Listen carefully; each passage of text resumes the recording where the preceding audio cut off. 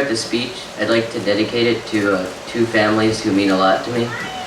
One is my own, my mom, my dad, my Aunt Amanda, and my cousin Haley. You guys have supported me through my 8 years here. And the other is Julia and Alan Kaufman, and also their son Jake, who have really meant a lot to me through this year. Good morning, Pete, I said as I was walking in with Lita Ward, an 8th grader who seemed gigantic. Lita carpooled with me that year and was the first person from school I looked up to.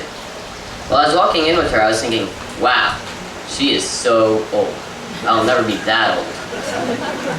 I walked into the 1st grade room and saw Deborah, my teacher for the year. As I thought when I'd come for my play day earlier, this place, right here, there, and there, was perfect. The first kid I saw was Michael Luchton. I immediately walked over to him and said, "Who are you?" And he said, "I'm the bad guy," and he ran away. He wasn't really the bad guy though, and Michael and I became great friends. One thing that is really great about PFS is that when you become friends, you stay friends, even after you leave the school. Michael left after the 3rd grade, but he and I still hang out together. I hope that now that I'm the one who's leaving, I will stay in contact with all the teachers, students, and parents that I've met here, because they are what have made my PFS experience so meaningful. Now, 8 years later, I'm the big, scary 8th grader to a whole new group of little kids. The first day of school this year, I saw a little kid who reminded me a lot of myself 8 years ago.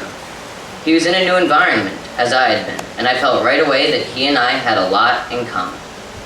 I decided to look in on the 1st graders that day, and that's when I met him. I said, "Hey, what's up, little guy? I'm Brian." He answered me, which surprised me, because a lot of 1st graders aren't so social, especially with older students. He introduced himself as Liam, and we immediately formed a bond. I had to leave to go to my first class, but when I got to dancing later, Richard asked each of the 8th graders to dance with the 1st grader, and before I knew it, Liam was hand in hand with me. A little while later, I went to all school singing and met another boy, this time a B schooler, who was a lot like me.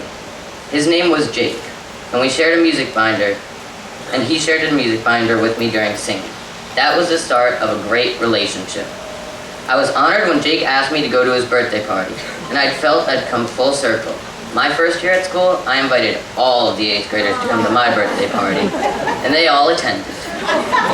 That's why this place is so amazing. In other schools, you never see 8th graders interacting with 1st graders and spending time with each other. Here, it is a part of our life. I feel very fortunate that my entire Princeton Friends School career has been with Pete, smiling and saying hello in the morning. He's always encouraged me to learn and do my best. And I'm sure a lot of you know Pete's special interest is American history. It was Pete's encouragement that led me in the 5th grade to go to Washington, D.C. and meet Senate Majority Leader Bill Frist, and to also to learn more about the government. This year, I did my independent project with Pete on World War II. One of the great things about this school is that we have opportunities to learn more about things that pique our interest, rather than limiting ourselves to a set curriculum. Working with Pete has made me want to continue and explore different themes in history. Thank you, Pete. My father and I are planning a trip to Poland next spring, and I will be visiting a concentration camp so that I can understand more about what actually happened in World War II. I've read many works of literature by victims of the Holocaust. None of this was required. I did it because I wanted to learn more about the subject. Another important part of my PFS experience has been community outreach.